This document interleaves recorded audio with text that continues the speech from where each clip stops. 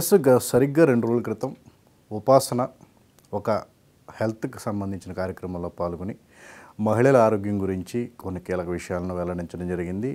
ప్రత్యేకంగా మహిళలు తమ ఆరోగ్యం, కుటుంబానికి సంబంధించిన అనేక కీలక విషయాల్లో మహిళల నిర్ణయమే తుది నిర్ణయంగా ఉంటుంది. అలాగే తమ ఆరోగ్యానికి సంబంధించిన విషయాల్లో కూడా పూర్తి స్థాయిలో దృష్టి పెట్టాలి అని చెప్పేసి కూడా కొన్ని వ్యాఖ్యలు తన వైపు నుంచి కూడా ఒక సలహా ఇవ్వటం జరిగింది. అలాగే ప్రెగ్నెన్సీకి సంబంధించి ఎప్పుడు అంటే తాము ప్లాన్ చేసుకుని పర్ఫెక్ట్గా ఎప్పుడు ఉంటుంది ఏంటనే దాని మీద కూడా ఆ నిర్ణయం కూడా మహిళలకే ఉండాలి అని చెప్పేసి కూడా ప్రత్యేకంగా తన గురించిన ప్రస్తావన కూడా అక్కడ తీసుకురావడం జరిగింది. పెళ్ళైన చాలా సంవత్సరాల తర్వాత రామ్ చరణ్ ఉపాసన దంపతులకు క్లింకారా జన్మించింది. అది తెలిసిందే మనకి గత ఏడాది. అయితే కీలకంగా మరొక విషయం ఏంటంటే తాను ఇప్పుడు రెండోసారి ప్రెగ్నెన్సీకి కూడా రెడీగా ఉన్నాను అని చెప్పే విషయాన్ని ఆవిడ చెప్పడం జరిగింది.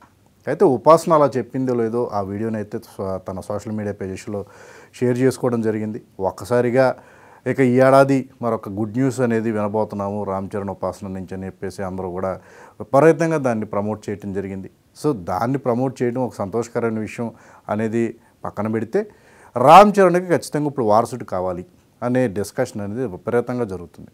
ఎందుకంటే మెగాస్టార్ చిరంజీవి ఫ్యామిలీలో ఆయనకి 3 పిల్లలు ఉన్నారు, అది తెలిసిన విషయమే. రామ్ చరణ్తో పాటుగా ఆయనకి సిస్టర్స్ ఉన్నారు. ఆ సిస్టర్స్కి కూడా ఇద్దరిద్దరు అమ్మాయిలే పుట్టడం జరిగింది. అయితే రామ్ చరణ్కి కూడా తొలుత క్లింకారా జన్మించడం జరిగింది.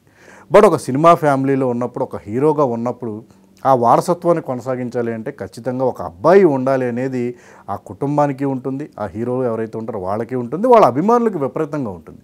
సో ఇప్పుడు దాన్ని దృష్టిలో పెట్టుకునే ఇప్పుడు ఉపాసన వ్యాఖ్యలు ఏదైతే చేశారో తాను 2వ ప్రెగ్నెన్సీకి కూడా సిద్ధంగా ఉన్నానని చెప్పేసి అనగానే ఈసారి ఖచ్చితంగా నట వారసుడే జన్మించాలి అని చెప్పేసి ఎప్పటి నుంచో కూడా ఎవరికి వాళ్ళు తమ అభిప్రాయాలను నెటిజన్స్ కూడా షేర్ చేసుకుంటూ ఉన్నారు. మరోపక్క ఇండస్ట్రీలో కూడా చూసుకుంటే కనుక రామ్ చరణ్ తోటి హీరోలైన యంగ్ హీరోలు ఎన్టీఆర్కి 2 అబ్బాయిలు ఉన్నారు, అలాగే అల్లు అర్జున్ కూడా ఒక అబ్బాయి ఉండడం జరిగింది. వీళ్ళందరూ కూడా తదుపరి తరం మహేష్ బాబు కానీ వీళ్ళందరికీ కూడా వెంకటేష్ సీనియర్ హీరోలు అందరికీ కూడా ఈ నట వారసులు అనేవి ఉండడం జరిగింది.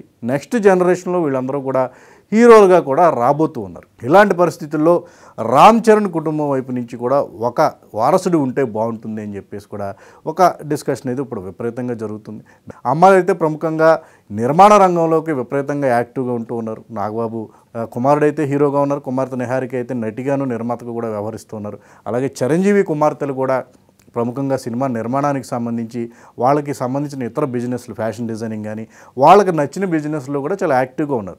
చాలా సంవత్సరాల తర్వాత రామ్ చరణ్ ఉపాసనలకు ఒక కుమార్తె జన్మించిందని చెప్పి ఒక సెలబ్రేషన్ చాలా భారీ ఎత్తున ఒక పెళ్లి కంటే ఎక్కువగా కూడా ఈ వేడుకను అభిమానులు సెలబ్రేట్ చేసుకోవడం జరిగింది. సో ఈ గత 2 రోజులుగా కూడా ఉపాసన వ్యాఖ్యల తర్వాత మెగాభిమానులందరూ కూడా ఖచ్చితంగా ఈసారి ఈ ఏడాది ఒక మంచి విషయం మనం చూడబోతున్నాం అని చెప్పే డిస్కషన్తో పాటు ఏదేమైనప్పటికీ కాలమే నిర్ణయిస్తుంది అది ఎప్పుడు ఏంటి అనేది, దానికి సంబంధించిన ప్రకటన ఏంటనేది, ఎలా ఉండి ఏంటనేది మాత్రం ఇన్ ఫ్యూచర్లో మనకి క్లారిటీ వచ్చే అవకాశం ఉంది.